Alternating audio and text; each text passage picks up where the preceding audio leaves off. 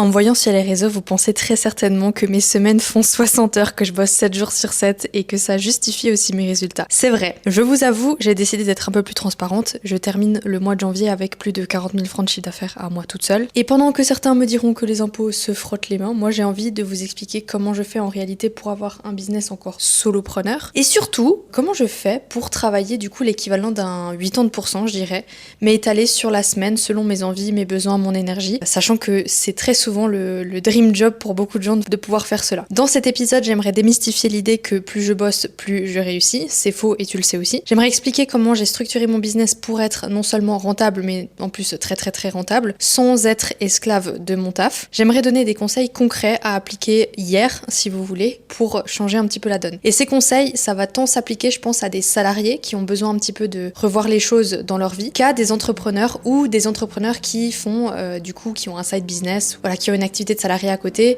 qui ont du mal à structurer les choses pour vraiment vivre de leur activité. Je pense que ça s'adresse vraiment à toute typologie de personnes. Mais d'abord, bienvenue sur Coach ton budget et business, le podcast dédié à la thune, mais aussi et souvent au marketing, à l'entrepreneuriat en Suisse particulièrement. Je suis Janice, formatrice en marketing et business digitaux, mais aussi créatrice de contenu dans la finance personnelle.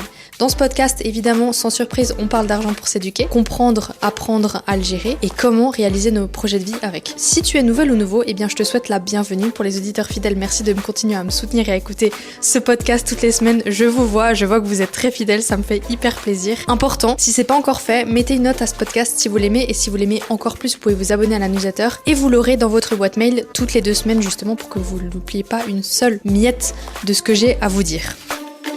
Comme vous connaissez comment je structure tous mes épisodes, c'est que je vous donne toujours un petit peu moi ce que je fais, et puis surtout des key takeaways, des exemples. Et si j'ai pas d'exemple à proprement parler pour moi, je vais parler de mes clients et je vais parler un petit peu de ce que j'ai réussi à faire avec eux, ce qu'on a réussi à implémenter. C'est vrai que ces derniers temps, j'ai eu pas mal de remarques, mais pas des remarques méchantes, même pas des remarques piquantes, où en fait on m'a dit « Ah mais vu comme tu bosses, tu m'étonnes que tu réussis, etc. » Et je vais vous dire un truc très honnête, moi j'ai jamais été la personne qui va vous dire qu'il faut bosser 7 jours sur 7, 24 heures sur 24.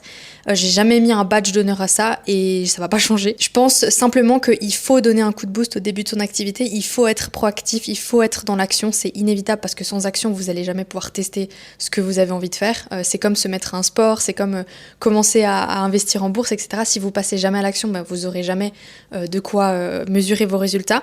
Mais c'est vrai que je suis quelqu'un qui va toujours à fond. Et d'ailleurs, je suis quelqu'un qui a souvent des lubies. J'ai des lubies, je commence un truc et je suis tellement passionnée que je vais être à fond dans quelque chose pendant un certain temps. Et là, je dirais que mon business, c'est le truc où j'ai passé le plus de temps sans m'en lasser, à être vraiment tout le temps dedans et à pas divaguer en fait, En général, je vais avoir plein d'idées. Et il y a tellement d'idées que je vais en laisser une pour switcher sur une autre. Et là, en fait, j'ai enfin trouvé le truc qui me convient, le truc qui fait que j'ai pas envie d'aller voir ailleurs ou j'ai pas envie d'aller tester autre chose et je me disperse pas. Donc c'est vachement important aussi. Mais je vais en parler plus tard dans l'épisode. En fait, il y a un truc important à comprendre si vous êtes un peu dans l'esprit je bosse 7 jours sur 7, H24, soit vous allez craquer, soit vous avancez jamais vraiment sur les bonnes priorités. Et aujourd'hui, je vais vous dire, j'ai passé un mois de décembre absolument chaotique parce que du coup, je sortais 100% dépendant et rentable et j'avais aussi des postulations pour coach ton business en masse. Du coup, j'ai dû gérer beaucoup de choses en même temps. Ça m'a fait beaucoup regretter de pas avoir mis en avant mes processus d'avoir commencé mes processus de recrutement plus tôt parce que du coup, j'aurais eu un peu plus de main-d'œuvre pendant le rush. Mais c'est pas grave, c'est passé. J'ai appris de mes erreurs et là, du coup, janvier a été beaucoup plus tranquille et beaucoup plus équilibré par rapport à ce que je cherchais. Donc faut savoir que voilà, janvier, mon CA, il a pas extrêmement explosé. Je dirais que c'est une croissance qui est constante. Je m'attends pas à des énormes pics à 40-50 000 francs par mois et puis tout d'un coup plus rien, 5-6 000 francs. Je suis assez stable parce qu'on va dire que j'arrive à générer entre 15 et 20 000 francs de chiffre d'affaires tous les mois. Donc c'est vraiment super bien, sachant que je suis encore seule et que j'emploie plutôt des prestataires de services. Mais en fait, en vrai, ma semaine, elle est plutôt articulée entre s'occuper de mes élèves, s'occuper de mes réseaux sociaux, de ma création de contenu et aussi en fait faire du sport parce que je suis tout le temps dehors, je suis tout le temps en montagne. En l'occurrence, comme vous le savez, je suis fan de ski. Donc je passe au moins 3-4 matins par semaine, un week-end inclus, à faire du ski. Donc pour moi, c'est vachement important qu'une partie de ma semaine soit là pour le sport. Et ça peut aussi être être du fitness, ça peut aussi être de la course à pied, ça peut être de l'équitation. Bref, une partie de ma semaine est consacrée au sport. Donc moi j'aimerais parler d'une fausse croyance qu'on a tous, c'est qu'il faut bosser tout le temps pour réussir. Il faut pas bosser tout le temps, il faut bosser smart pour réussir. Et pour ça, c'est une combinaison entre effectivement de l'opérationnel, on n'a pas le choix, surtout quand on est tout seul, et puis de la stratégie. Et à la fin de cet épisode, je vous promets que vous saurez comment organiser votre business ou votre vie en général. J'espère que ça peut vous aider parce que je sais qu'il y a pas mal de gens qui m'écoutent et qui sont absolument pas dans le business, mais ils adorent m'écouter, ils adorent prendre des notes, et puis je sais que ça les aide aussi eux parce qu'il y a beaucoup de domaines du business qui sont applicables à la vie privée. J'espère que du coup ça pourra vous aider à du coup mieux vous organiser, gagner en rentabilité, gagner en liberté, parce qu'au fond c'est un peu ce qu'on veut. Je vous parle d'argent, mais finalement l'argent c'est quoi? C'est la liberté de faire ce qu'on veut, la liberté de passer plus de temps avec sa famille, avec ses enfants, à faire ce qu'on aime, à... Voilà. Est-ce que je dois vous convaincre à ce stade? Alors j'ai segmenté ça en 3 parties. La première partie, on va parler de pourquoi bosser plus ne veut pas dire gagner plus. La deuxième partie, on va parler de comment moi j'ai structuré mon business pour pas bosser justement 24 heures sur 24, 7 jours sur 7. Et la troisième partie, on va parler de comment est-ce que toi tu peux l'appliquer à ton business dès maintenant. Alors toi, vous, voilà, je mixe, vous commencez à me connaître, j'aime bien être un peu plus impactante en te tutoyant, et parfois j'aime bien m'adresser à tout le monde en vous voyant, voilà. Pour moi, il y a des erreurs assez classiques que des entrepreneurs font et qui finissent vraiment par les cramer. Je le vois parce que j'ai pas mal de mes clients qui ont un side business et qui sont entrepreneurs du coup, et ils ont un job pour payer les factures. J'ai des clients qui sont full dans l'opérationnel en permanence et je suis tout le temps obligée de les relancer parce qu'ils arrivent pas à se mettre dans la partie stratégie. Donc je vois très bien, voilà, ils sont submergés, ils font tout le temps du contenu, ils font tout le temps des choses, alors que moi je suis là pour leur donner les stratégies justement pour arrêter de se griller à faire des choses comme ça, mais bon, ma foi.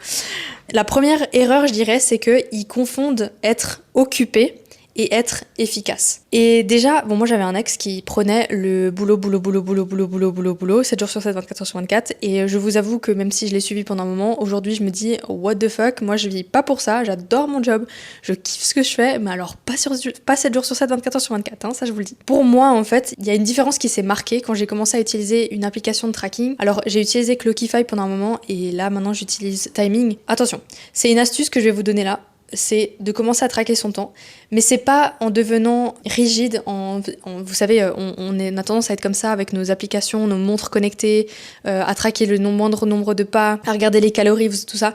En fait, c'est pas ça que je veux instiguer, c'est pas ça que j'aimerais prôner, mais juste analyser la data, analyser combien de temps vous passez sur telle et telle tâche. Et en fait, ces applications-là, alors en l'occurrence Timing, il y a de l'intelligence artificielle dedans, donc ça vous aide un peu à trier les tâches. Elles peuvent être disponibles sur l'application, sur votre téléphone et sur votre ordinateur. Et en fait, de faire ça, ça va vraiment vous faire prendre conscience de ce que vous faites. Et bonus, si vous voulez vraiment paramétrer le truc en profondeur, c'est que sur Timing, vous pouvez mettre le degré d'efficacité.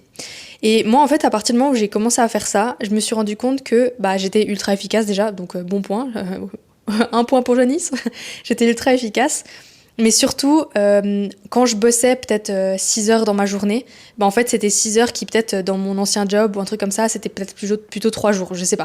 Moi je pense que j'ai toujours été un peu efficace, mais en tout cas là, vu que c'est pour moi et que je sais exactement, parce que j'ai tout ordonné, on en reparlera plus tard au niveau de la structure, mais j'ai tellement tout ordonné que je suis ultra efficace. Et d'ailleurs, on reparlera du fait que être efficace et processisé, comme je le disais dans l'épisode précédent, ça va vous permettre aussi de déléguer à terme si vous cherchez à déléguer. La deuxième erreur que je vois, c'est le trop de travail alimentaire. On appelle ça du travail alimentaire, on appelle ça aussi de l'opérationnel. Et pas assez de travail qui fait vraiment croître le business. Ça, j'ai de nouveau fait une vidéo l'autre jour, je sais pas si ça rentre dans vos cerveaux, mais en fait, quand vous êtes entrepreneur, je le dis souvent, vous avez plusieurs casquettes. Quand on est salarié, on en a une, c'est le job pour lequel on a été embauché. Quand vous êtes entrepreneur, vous les avez toutes. Parce qu'il faut faire la compta, il faut faire le marketing, il faut faire votre vrai job, ce pourquoi vous vendez des produits. Il faut tout faire, donc il faut vraiment être capable d'endosser plusieurs casquettes. Et je crois que c'est aussi ça le délire d'être entrepreneur, c'est qu'on aime un petit peu comprendre, apprendre, on aime un petit peu se former dans tout ça. Et à terme, en fait, si on maîtrise bien le game, effectivement, on grossit, on peut structurer, on peut automatiser, on peut déléguer, on peut embaucher, on peut faire plein de choses qui font que les choses qu'on le fait le moins bien, on peut les déléguer à des gens qui vont le faire mieux que nous, et ça c'est vachement cool. Mais du coup, le problème que je vois souvent de mes clients, c'est qu'ils restent bloqués dans l'opérationnel en permanence. Et parce qu'ils restent bloqués dans l'opérationnel, je vois très très bien en fait quelqu'un qui est plus trop connecté avec moi qui, tout d'un coup, je le perds un petit peu, bah en fait, je le vois faire que de l'opérationnel et je vois qu'il avance pas au niveau stratégie. Et ça, c'est ce qui fait que je sais pertinemment qu'il va revenir vers moi dans un mois, 4 semaines, 5 semaines, 6 semaines et qu'il va me dire, bah là, en fait, j'ai pas avancé parce que j'avais trop de boulot et du coup, il y a rien qui a changé. Et ça, je le vois grillé à 3000 km. C'est pour ça aussi que moi, je les relance, j'essaye de communiquer avec eux, j'essaye aussi, enfin, j'ai instauré un WhatsApp, ils peuvent m'écrire quand ils veulent. J'essaye en fait d'être un maximum connecté à eux pour pas qu'ils se perdent là-dedans parce que au final la stratégie dans son business ça doit faire partie de sa routine. C'est que toutes les semaines on est en train de regarder qu'est-ce qu'on peut optimiser, qu'est-ce qu'on a fait comme chiffre, qu'est-ce qu'on a fait comme ça. Et c'est pas qu'on est des contrôles fric, c'est juste qu'à un moment donné on fait ça pour une raison et si on veut croître, si on veut être stable, si on veut bien gagner sa vie, si on veut être voilà toutes ces raisons-là, et bien il faut commencer à regarder qu'est-ce qui marche et qu'est-ce qui marche pas parce que ça permet de gagner vraiment beaucoup de temps et vraiment beaucoup d'efficacité sur le long terme.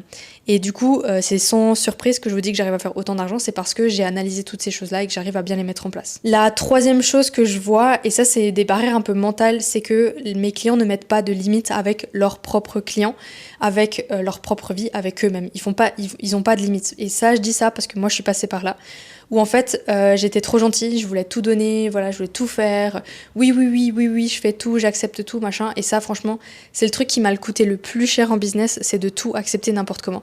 Alors je l'ai pas fait longtemps, mais ça m'arrive encore aujourd'hui de vouloir, en fait, d'avoir le challenge dans ma tête, de me dire ouais mais ça tu peux faire, ça tu peux y aller, allez vas-y teste, challenge-toi et tout, c'est vraiment d'être dans le challenge avec moi-même et de vouloir accepter tout à cause de ça. Et du coup là en fait on se met pas de limite à soi-même, on met potentiellement pas de limite avec ses clients, on met pas de limite avec les horaires et ça finit n'importe comment à faire des choses qu'on n'a pas vraiment envie de faire, à faire des choses dont on n'est pas vraiment capable de faire et du coup c'est juste pas bien pour le business, c'est pas bien pour soi-même, c'est pas bien pour personne.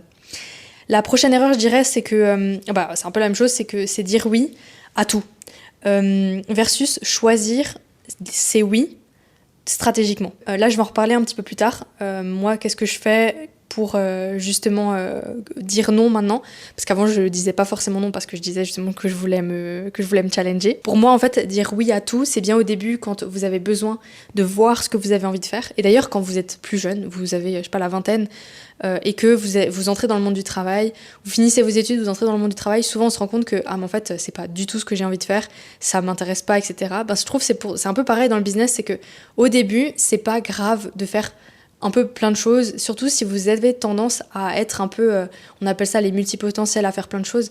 En fait, ne vous culpabilisez pas à vouloir faire plein de choses au début. Si c'est votre manière de découvrir ce qui vous correspond, c'est ok. Mais par contre, c'est vrai qu'à terme, il faudrait quand même se focaliser sur une chose précise et avancer sur cette chose précise-là, parce que c'est ça fondamentalement qui va vous faire avancer plus loin. En fait, si vous éparpillez trop vos cailloux, ça va pas fonctionner. En fait, on n'est pas le petit pousset, on veut justement faire un sac de cailloux bien plein. Et si vous les éparpillez parce que vous êtes en train de vous balader à droite et à gauche, ça va pas marcher. Donc voilà, ça c'était la partie 1, c'est un petit peu les erreurs que j'ai vues avec mes clients et qui font qu'ils bossent un peu trop.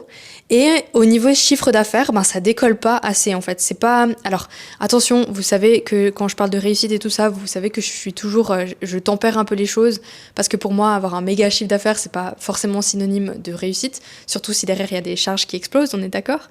Mais par contre, je vois très bien que ils viennent vers moi justement parce qu'ils ont pas assez de clients et ils ont pas assez de clients donc ils ont pas assez de revenus. Ils ont pas assez de revenus donc ils sont pas confortables dans leur vie, etc., etc. Donc c'est une conséquence, c'est plein de conséquences. Qui font que c'est pas top. Et moi je suis tout le temps là pour leur dire t'as rejoint Coach Ton Business pour faire de la stratégie, donc on va faire de la stratégie, mais pour ça j'ai besoin de toi, j'ai besoin que tu te motives et j'ai besoin que tu prennes du temps pour toi sur ton business. En fait je vous dis vraiment, prendre du temps stratégiquement sur votre business, ce n'est, je le répète, je l'ai dit tout à l'heure, ce n'est pas une option. Ça doit faire partie de votre semaine. Mais je vais vous expliquer un petit peu comment est-ce que j'ai fait pour structurer mon business pour ne pas bosser justement 24 heures sur 24, 7 jours sur 7. Alors, partie 2, justement. Comment est-ce que j'ai structuré mon business pour ne pas bosser 24 heures sur 24, 7 jours sur 7 ? En vrai, j'ai écrit cette phrase, mais j'ai tendance à bosser 7 jours sur 7. Mais pourquoi je bosse 7 jours sur 7 ? Parce qu'en fait, souvent, je vais faire des petites journées où je vais bosser peut-être 4 heures, 2 heures, voilà, comme ça, parce que j'ai peut-être un truc à faire, je vais visiter quelque chose, je vais faire du ski, j'ai une journée avec quelqu'un, je vais randonner, enfin, bref, j'occupe ma journée autrement. Et du coup, je me suis levée le matin, j'ai passé 2 heures sur mon ordi, ou je suis rentrée, j'avais un petit peu de temps, j'avais envie de faire quelque chose, donc je me suis mis sur mon ordi et j'ai bossé à ce moment-là. Donc c'est un peu ça ce que je veux dire. Alors, dans un sens, c'est vachement cool parce que je fais un peu ce que je veux, je bosse quand je veux et tout, ça c'est vraiment génial, je sais que c'est le rêve de beaucoup de personnes. D'un autre côté, mon retour sur ça, que je vous dis, c'est que souvent quand on fait comme ça, on coupe jamais. Et pour les personnes qui sont sensibles à ne jamais couper et qui ont tendance à partir en burn-out ou en surménage, etc., c'est pas la bonne manière. Donc ce que je veux vous expliquer, c'est que vous devez trouver la formule qui marche. Et pour ça, j'ai une image que j'aime bien donner à mes clients, à mes prospects quand on parle en meeting ou en appel découverte, etc. En fait, un business, c'est comme une maison, c'est comme son appartement. Vous êtes d'accord que quand vous allez chez des amis, y en a certains qui vont avoir une déco ultra léchée, d'autres Ikea ça suffit, d'autres qui n'ont pas du tout de déco, ils n'ont même pas accroché les cadres depuis qu'ils ont emménagé il y a 3 ans. Il y en a qui vont être un peu cradouilles, ils vous laissent rentrer dans la maison avec les chaussures, d'autres c'est picobello, vous avez carrément des petits chaussons qui vous attendent à l'entrée. Vous voyez, une maison ou un appartement, c'est différent chez tout le monde. Un business, c'est exactement pareil. Fondamentalement, au niveau de la structure de l'appartement, vous allez retrouver une table à manger avec des chaises, etc. si tout va bien. Vous allez retrouver un canapé, un coin salon avec une télé. Vous allez retrouver une chambre à coucher avec un lit. Un business, c'est pareil. Vous allez retrouver des éléments stratégiques qui font que le business tourne avec une partie marketing où la personne, elle fait X ou Y action pour avoir des clients. Une partie admin parce qu'elle doit faire sa comptabilité pour rendre des comptes à l'État, etc. Elle va avoir une partie process pur et dur, elle va avoir une partie process dans le job, bref. En fait, elle va avoir plein d'éléments qu'on va retrouver systématiquement dans certains business. Mais la manière dont ces éléments ils sont présentés, les stratégies qui découlent, la manière de transformer tout ça ou de faire, ça, c'est ça qui fait la différence entre tous vos business. Et c'est pour ça que souvent, les newbies, les nouvelles personnes qui me contactent ou qui sont dans Objectif 100% indépendant et rentable, eux, ils cherchent à comprendre qu'est-ce qu'on doit mettre comme meuble dans son entreprise. Et c'est vraiment ça que je veux vous montrer, c'est que au début, oui, c'est normal, vous emménagez, vous avez besoin d'une table pour manger, vous avez besoin d'un canapé pour vous reposer, d'un lit pour dormir. Vous avez besoin de ce genre de choses, vous avez besoin d'une salle de bain aussi pour vous doucher, puis faire vos besoins, etc. Et évidemment, dans un business, il faut les structures de base, mais en fait, au fur et à mesure que vous le construisez, il y a des choses que vous pouvez faire à votre sauce. À partir du moment où votre produit ou votre service répond à un besoin du marché, c'est à vous de dessiner la stratégie basée effectivement sur des structures existantes, on est d'accord, parce qu'on va pas non plus réinventer la roue systématiquement, mais c'est à vous de voir ou de changer les petits détails de votre structure qui vont faire que c'est différent chez vous, ça fonctionne mieux, ça correspond mieux à vos clients, ça vous correspond mieux à vous, ça correspond à vos horaires, votre envie de liberté, votre équilibre, ça correspond à votre localisation, ça correspond à ce que vous avez envie de faire de votre temps libre, etc., etc. Et c'est pour ça que j'incite vraiment quand, dans 100% indépendant et rentable, je vais leur présenter les meubles qu'on doit mettre en place dans sa boîte. Mais après, derrière, une fois que vous avez mis les meubles, mais libre à vous d'aller chez Emmaüs, d'aller chiner, d'aller récupérer les draps que vous voulez, où vous avez envie, chez Mondial Relais, je sais pas où, là, Mondial Tissu, je sais pas quoi. Vous allez récupérer le reste comme vous voulez. Le business, c'est exactement pareil.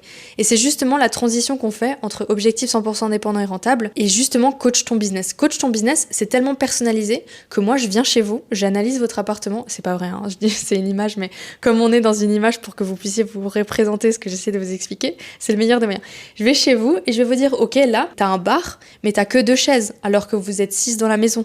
Ou ok, ton canapé il est bien, mais il est gris alors que ton chat il est blanc et du coup il y a plein de poils sur le canapé, donc tu perds énormément de temps à laver ton canapé tout le temps, à l'aspirer parce qu'il y a les poils de ton chat. En fait, c'est vraiment ça au niveau business que je vais venir faire. Donc c'est ultra personnalisé, c'est ultra précis par rapport à ce que vous avez besoin. Et surtout, je vais vous écouter en fait. Je vais tout le temps écouter ce que vous avez envie de faire, ce que vous avez testé, ce que vous voyez. Et puis surtout, ce que je constate très souvent dans les prospects qui me contactent et qui viennent vers moi, c'est l'absence de connaissances.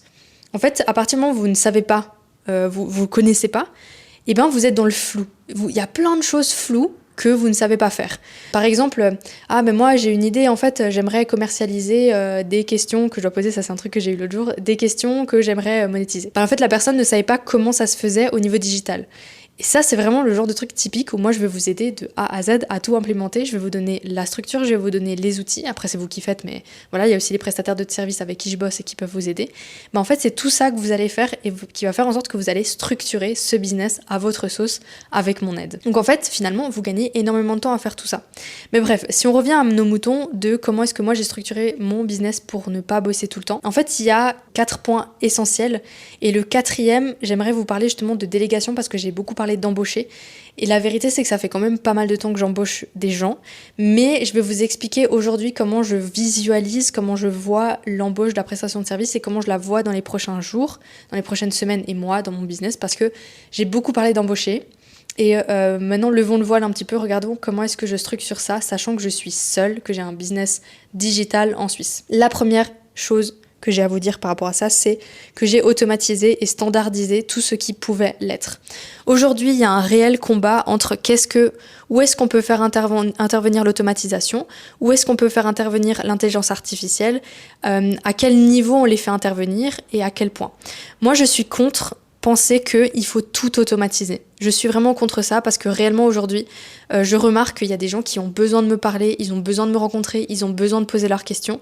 Et en fait, l'année dernière, j'ai fonctionné avec un système evergreen, pas 100% evergreen parce que j'ai fait des lancements, mais en fait, les gens qui me rejoignaient dans Coach ton business, c'était avec des webinaires, c'était avec des challenges, des trucs comme ça. Et en fait, j'ai remarqué que souvent, ça aurait été plus confortable si on s'était parlé avant et qu'on avait posé les points sur les i, qu'on s'était dit, moi, je ferais ça avec toi, etc., etc. Et c'est pour ça que j'ai changé tout le process en fin d'année et que maintenant, il faut passer par un questionnaire qui va vous qualifier ou non à l'appel découverte avec Coach ton business et qui va faire en sorte qu'on a cet appel. Et en fait, là, c'est 30 minutes que je passe avec vous où on va discuter de vos besoins, de comment vous voulez bosser avec Coach ton business, etc. Et moi, je vais vous dire très honnêtement comment je peux vous aider ou comment je ne peux pas vous aider parce que j'ai aucun intérêt à signer des clients que je peux pas aider. Voilà, en toute transparence. Donc, si on revient à nos moutons, qu'est-ce que j'ai automatisé ? Alors tout ce qui est tunnel de vente pour mes formations Evergreen, évidemment c'est automatisé.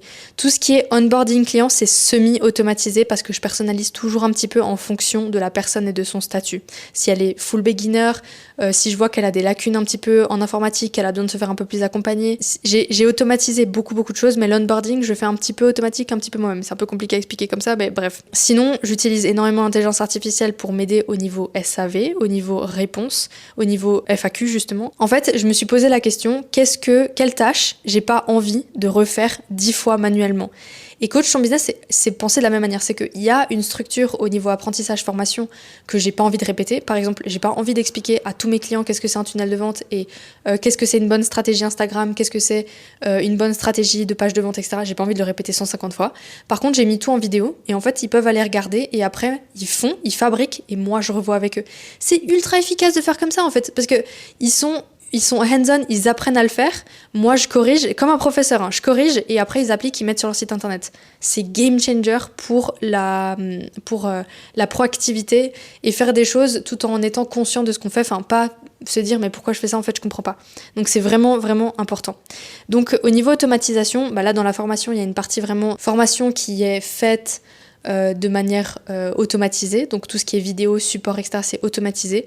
Mais par contre, ce qui n'est pas du tout automatisé, c'est les one-to-one, c'est les séances que je prends avec eux. Souvent, je vais utiliser un assistant intelligence artificielle pour me résumer tout ce qu'on s'est dit pendant l'appel. Et cette aide, elle va me permettre de rédiger tranquillement après le plan d'action que j'ai pour la personne pour qu'elle puisse effectuer tout ce qu'on s'est dit pendant le meeting. Donc après, elle reçoit littéralement un plan d'action avec fais ci, fais ça, des cases à cocher, etc., etc.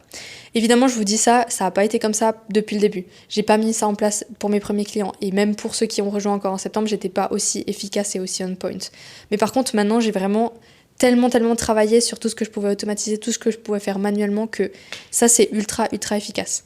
En fait, c'est ce qui me permet d'augmenter en nombre de clients maintenant parce que du coup, il y a aussi l'expérience qui fait qu'il y a certains business où j'ai plus besoin de réfléchir 1000 ans parce que j'ai déjà vu ce genre de use case et je peux du coup venir avec des solutions pas identiques, différentes, mais j'ai déjà réfléchi aux choses en amont et du coup, ça va m'aider d'être beaucoup plus efficace, ça va m'aider à être beaucoup plus efficace avec ces personnes-là. Moi, ce que j'ai à vous conseiller si vous voulez être efficace, vraiment, là, c'est vous faites ça hier, pas demain, hier.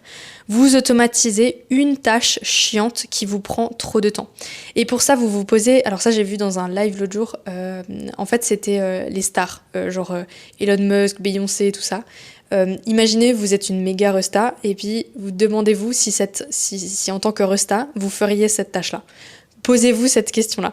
Ça va vraiment venir vous dire... Alors évidemment, vous pouvez dire, mais attends, Beyoncé, elle se fait pas chier à être entrepreneur. Si, Beyoncé est une entrepreneuse, Elon Musk est un entrepreneur. Donc, ils sont passés par de la merde pour arriver là où ils sont. Donc, posez-vous la question, qu'est-ce qui est dumb, qu'est-ce qui est bête à faire et que je pourrais automatiser ? Où est-ce que j'ai besoin d'être actif pour la recherche de clients. Qu'est-ce que vraiment je peux automatiser ? D'ailleurs, un autre truc que j'ai automatisé, c'est par exemple en post, vous voyez souvent sur Instagram, vous pouvez commenter podcast, vous pouvez commenter formation, vous pouvez commenter un peu des trucs et vous allez sur des liens.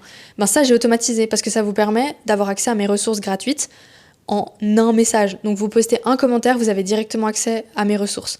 Par contre, si vous voulez vraiment passer à l'action, acheter une formation, passer en coaching privé avec moi, etc., ben là j'interviens parce que vous êtes rentré dans le processus, vous êtes qualifié, et là on fait un appel, et là je passe une demi-heure avec vous, une demi-heure où j'ai passé déjà au préalable 10 à 15 minutes à analyser votre dossier et ce que vous faites déjà, et où je vais passer encore peut-être 10 minutes après pour vous faire pour vous rédiger un petit peu la conclusion et vous dire, bah voilà, on commence à travailler ensemble ou pas. Aujourd'hui, à ce stade-là, je ne vois pas comment je vais optimiser mieux que ça, parce que pour l'instant ça fonctionne. La question s'est posée de est-ce que je devais embaucher des setters, des closers, etc. Honnêtement, non. Parce que j'ai du plaisir à vous rencontrer en appel découverte, j'ai du plaisir à discuter avec vous. Honnêtement, j'ai un taux de réussite des appels découvertes qui est insane par rapport à... Voilà, ça veut dire que je gère extrêmement bien mon sujet et que je qualifie bien les personnes qui rentrent du coup dans cet appel découverte, donc c'est très très bien. Mais du coup, j'ai pas l'intérêt à le faire. Par contre, une chose que je pourrais penser à déléguer, mais je vais en parler plus tard, ce serait effectivement gérer le processus d'onboarding, répondre aux mails, etc. Ça, c'est quelque chose que je pourrais déléguer, mais on va en parler plus tard. La deuxième chose que je fais, que j'ai structurée pour mon business et pour gagner du temps, c'est que je batch très souvent mes tâches pour éviter le mode un peu pompier, pon, on fait tout et n'importe quoi. Typiquement, ma semaine, ben voilà, elle fait 7 jours comme tout le monde, mais en fait j'ai des jours stratégiques et j'ai des jours dans le mois consacrés à certaines tâches. Typiquement, les 2 premiers jours du mois, ça va être des jours où je prends les appels découvertes pour coach ton business. C'est des jours où je charbonne avec plein d'appels découvertes. Certes, c'est intense, c'est difficile. C'est des jours où je case d'autres meetings parce qu'en fait, je sais très bien qu'entre les meetings, je vais pas bosser.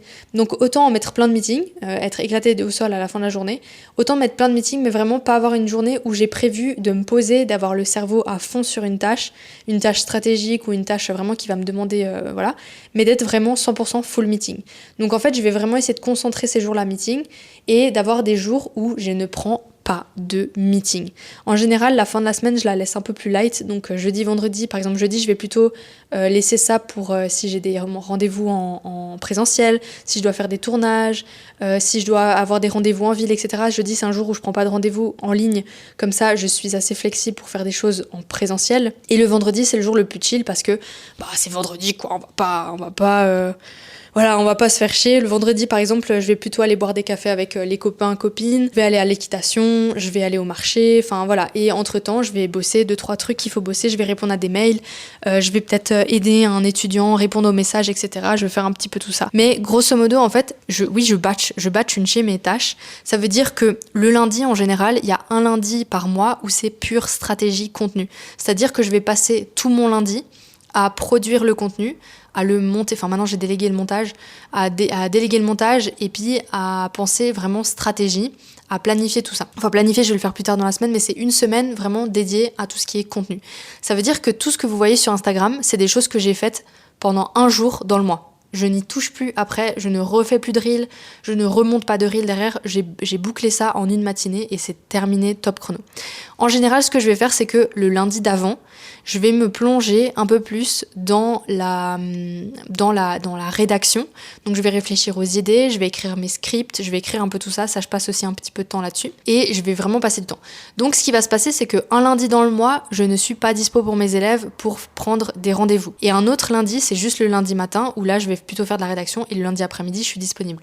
Et en fait, c'est comme ça vraiment que je bloque mon agenda pour être à fond stratégie, à fond sur des tâches qui demandent ma cervelle pour de la rédaction, pour du copywriting, pour de la réflexion, etc. Et maintenant, depuis que je me fais suivre aussi au niveau entrepreneurial, il y a des slots qui sont faits pour avancer sur des nouvelles stratégies, des choses à réfléchir, des axes de réflexion que j'ai pas pensé toute seule et que j'ai besoin d'un coach pour me dire Janice, réfléchis à ça, réfléchis à ça, réfléchis à ça. Et depuis, ça m'a énormément aidé en fait à structurer encore plus, à être encore plus efficace, à être aussi beaucoup plus à l'aise avec ce que je fais, vraiment à me dire je me sens épanouie dans mon activité, je cartonne, j'y vais. Enfin, il y a vraiment un mindset qui se développe encore plus quand on fait ça et c'est ce que je vous encourage à faire. Disons que dans ma semaine, en fait, je vais segmenter mes blocs de cette manière-là. Il va y avoir tout ce qui est création de contenu, il va y avoir tout ce qui est coaching, plus le temps off à côté où j'ai besoin du coup de faire les plans, de bosser sur des audits, des trucs un peu off avec mes clients. Il va y avoir tout ce qui est gestion je dirais SAV, emailing, Il y a aussi la partie influence. Influence, c'est plus un truc qui va venir se mettre dans les trous que j'ai à disposition. Parce que c'est pas... Enfin, j'aime bien faire l'influence, mais pour moi, ça doit être cherry on the cake. C'est vraiment un truc que je kiffe, mais ça doit rester du kiff et ça doit pas prendre plus de temps que ça dans mon activité. Et il y a aussi tout ce qui est admin. Et dans admin, je compte, par exemple, le fait de gérer mes KPI, de faire mes rapports, de faire ma comptabilité, de comprendre un peu ce qui se fait au niveau entreprise. Et typiquement, ce mois-ci, j'ai fait pas mal de ça parce que j'ai dû terminer tout ce qui était papier pour la SARL, j'ai dû faire ma compta, j'ai dû facturer. En plus, j'ai eu un gros problème avec la banque. Je vous en parle pas, mais j'ai failli faire une vidéo de merde sur cette banque parce que j'en peux plus. Ils m'ont fait tourner en bourrique pendant 2 mois avec mon compte. J'en pouvais plus. Bref, du coup, j'ai perdu beaucoup de temps là-dedans, mais bon, c'est pas grave, ça fait partie de la vie. Et on va dire que voilà, je segmente un peu tout comme ça. Et dedans, il y a les blocs sport. Il y a les blocs où le mardi matin jusqu'à 10h, 11h, je suis pas dispo. Le mercredi matin, par exemple, ou le mercredi, par exemple, toute la journée, parfois je vais bloquer en me disant, en fonction de la météo, j'y vais soit le matin, soit l'après-midi. Et après, je débloque à la DER, comme ça, quelqu'un peut encore prendre un rendez-vous, etc., etc. Ça me permet, en fait, d'avoir vraiment une flexibilité totale. Et en fait, pour mes clients, en général, ils trouvent toujours une dispo dans mon agenda. Ils vont toujours réussir à se faufiler, à se glisser quelque part et à trouver un horaire qui leur convient. Parce que soit je vais être dispo le matin, soit je vais être dispo l'après-midi, le soir. Enfin, il y a toujours ils trouvent toujours un créneau. Et moi, je m'organise comme ça. Et puis, en fait, c'est top, quoi. Et si vraiment il y a quelqu'un qui trouve pas, c'est rare, il m'écrit un message, on se met d'accord sur un autre horaire et puis ça avance comme ça.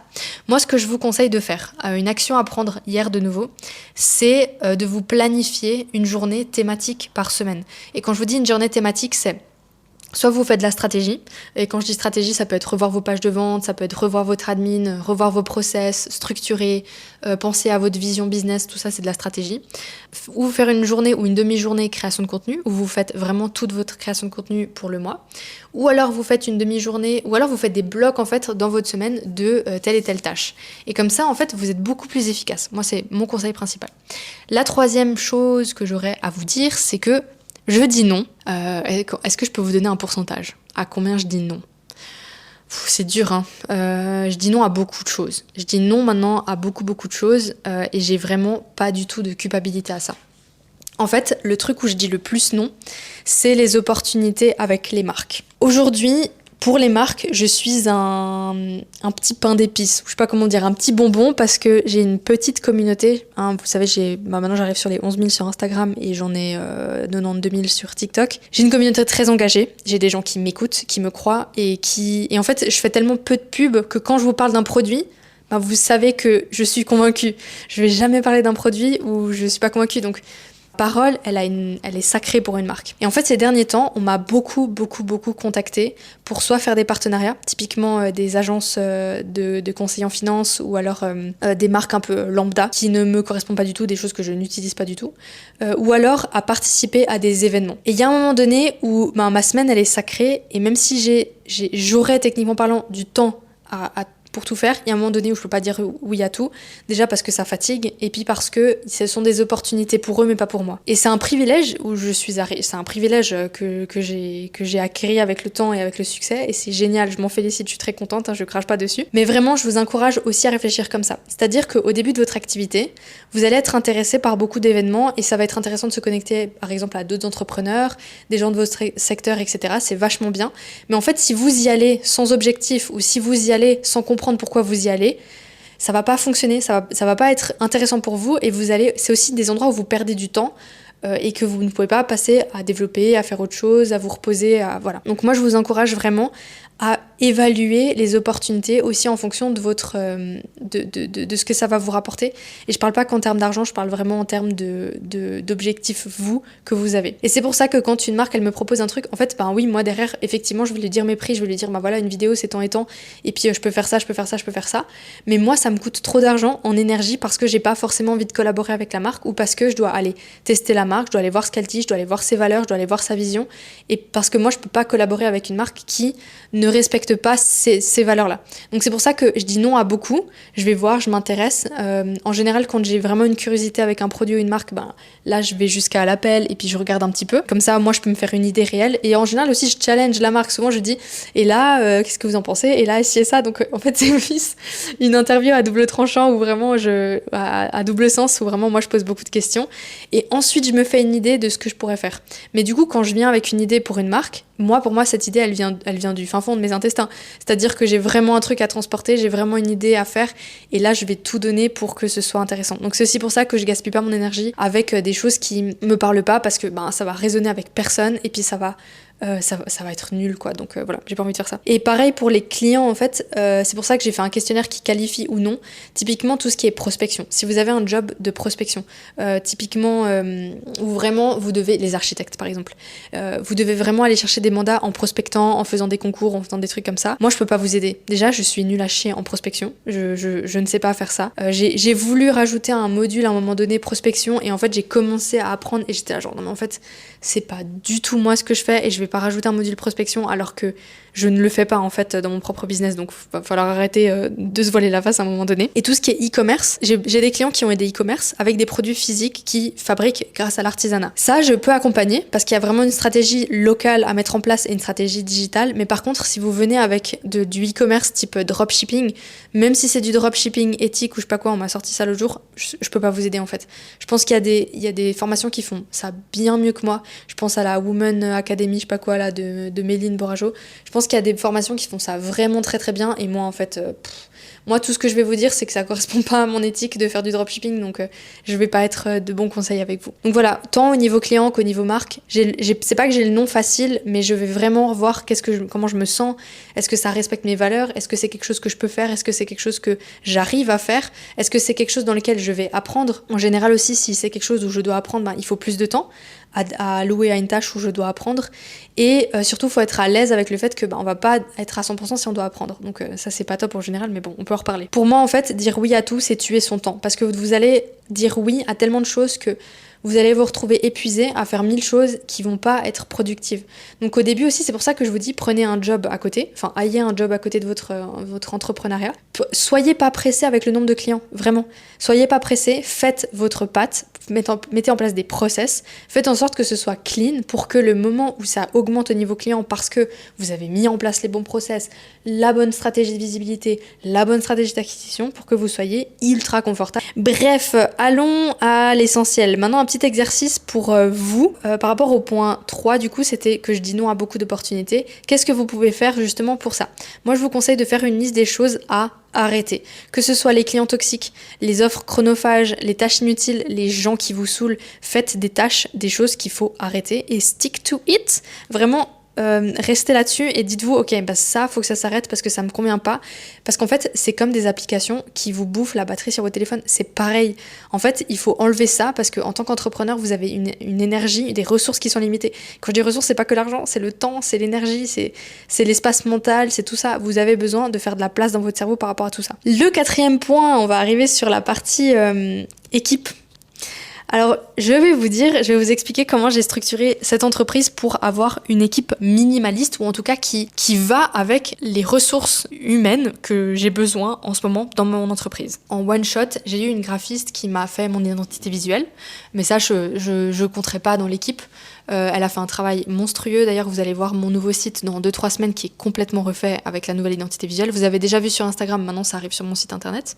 J'ai une équipe qui s'occupe du coup de tout ce qui est site internet, mais j'ai surtout des médias buyers qui s'occupent de mes comptes publicitaires, et dans mes médias buyers, je compte même une stratégiste qui s'occupe de ma stratégie d'acquisition. En fait, moi j'ai misé tout sur tout ce qui était stratégie d'acquisition parce que c'est là où vraiment le chiffre d'affaires va exploser.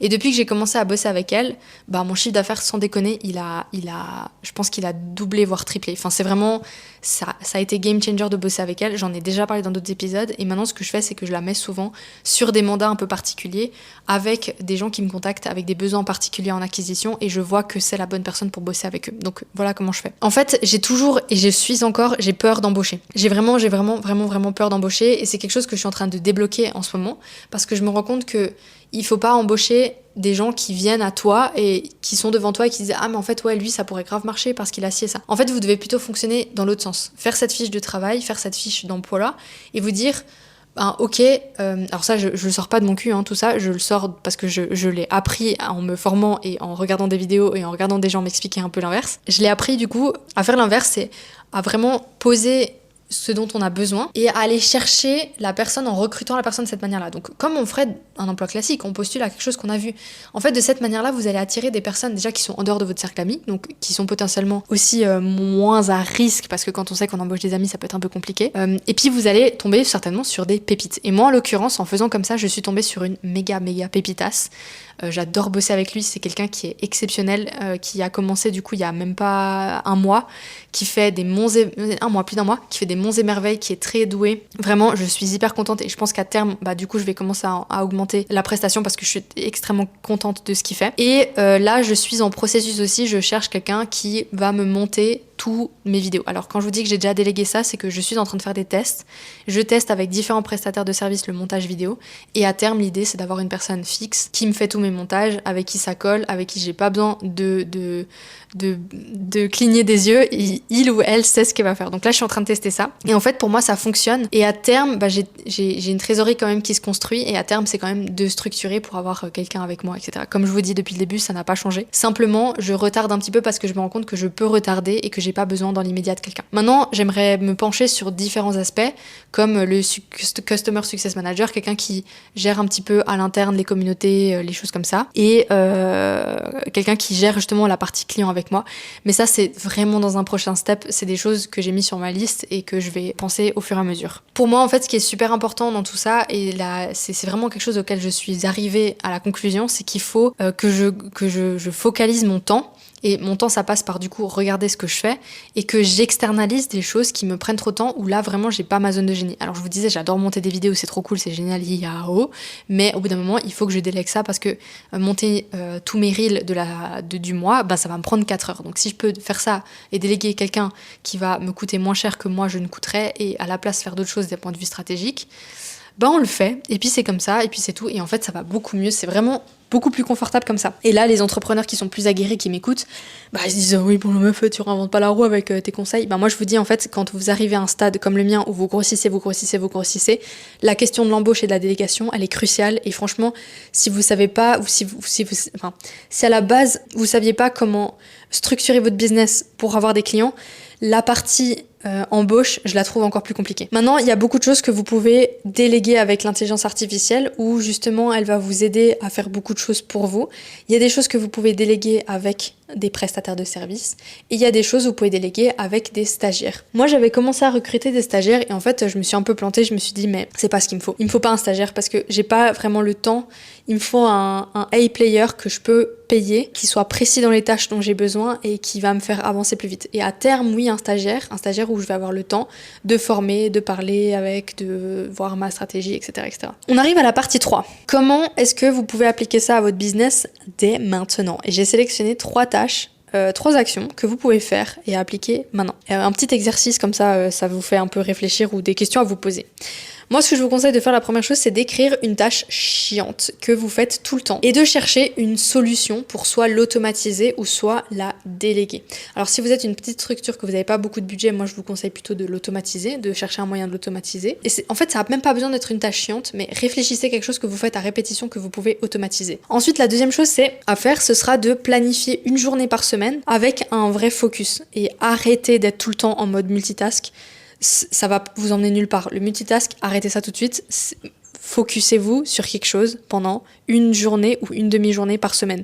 Que ce soit enfin traiter tout votre admin, que ce soit réfléchir à votre stratégie de contenu, que ce soit réfléchir à votre vision business, posez-vous une journée par semaine. Je sais que c'est beaucoup pour certains, mais peut-être une demi-journée si c'est possible, mais faites-le parce que ça va être game changer. C'est ça qui va faire changer vos actions et qui vont faire en sorte que vous augmentez votre chiffre d'affaires parce que vous avez réfléchi aux bonnes solutions pour ça. Et la troisième chose que je vous dirais de faire, c'est faire une liste des noms qui devraient être dits cette semaine. Que ce soit des clients, que ce soit des projets, que ce soit des tâches, que ce soit des gens, pensez aux noms que vous allez dire cette semaine.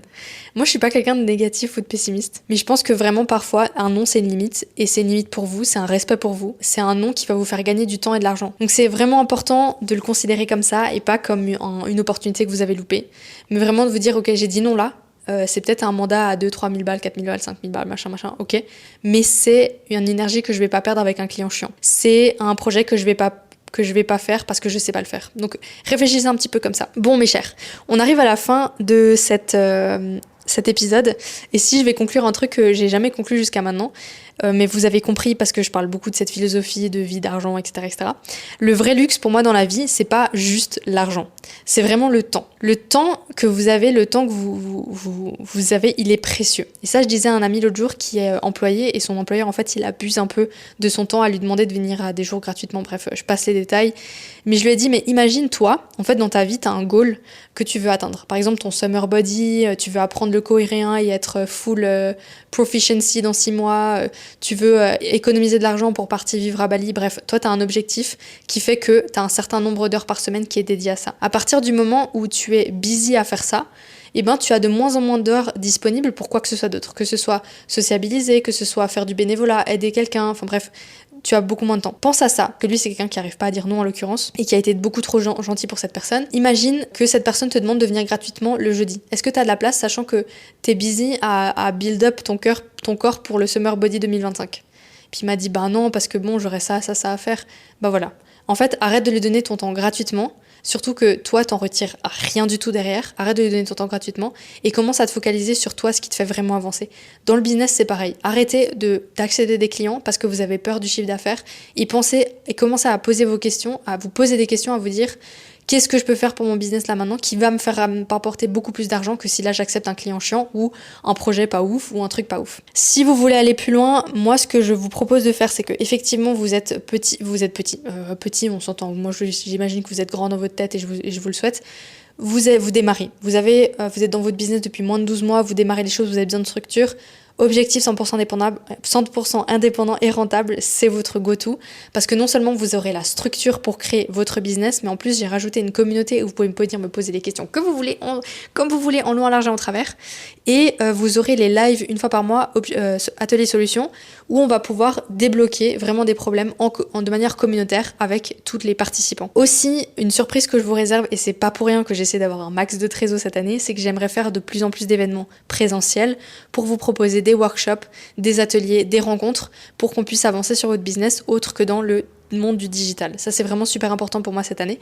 Je vous tease un peu, j'ai pas tout planifié encore, mais voilà, on y arrive. Dans un deuxième temps, si vous êtes plus à l'étape supérieure, c'est-à-dire que vous êtes dans votre business depuis 1, 2, 3 ans, ça fonctionne, mais là vous avez vraiment besoin de faire le step supérieur, là vous n'arrivez pas à quitter votre job alimentaire, là c'est coach ton business. Et là ce qu'il faut, c'est qu'il faut remplir le questionnaire qui va justement vous qualifier et réserver un appel découverte avec moi, comme ça on va pouvoir discuter de votre projet et de voir si on peut travailler ensemble. Sachez que moi si je vois vraiment que vous avez rempli le questionnaire et puis le questionnaire il vous a qualifié mais que je vois que je ne veux pas vous aider, moi je vais vous dire tout à fait honnêtement, je ne peux pas vous aider, voilà. J'espère sincèrement que je peux le faire, franchement c'est tout ce que je vous souhaite, qu'on puisse bosser ensemble et qu'on puisse faire cartonner votre business en 2025, c'est vraiment ce que j'ai envie de faire avec vous. Mais voilà, il faut être très honnête parfois et moi j'ai pas la solution à tout. Par contre, j'essaye de la trouver, ça c'est sûr et certain. Bref, je termine cet épisode. Dites-moi en commentaire là sur Spotify les tâches que vous comptez automatiser cette semaine. Dites-moi un peu, mettez des commentaires, répondez un petit peu à tout ce que j'ai dit, que ce soit l'automatisation, les opportunités, tout ça. Dites-moi un petit peu en commentaire. Moi je les lis, j'essaie de vous répondre sur Spotify. Et sinon, je vous dis à dans 2 semaines. Il y a bientôt des nouveaux épisodes qui vont arriver, des nouveaux épisodes vidéo comme celui de la semaine dernière si vous l'avez vu où je parlais un petit peu de choses un peu personnelles.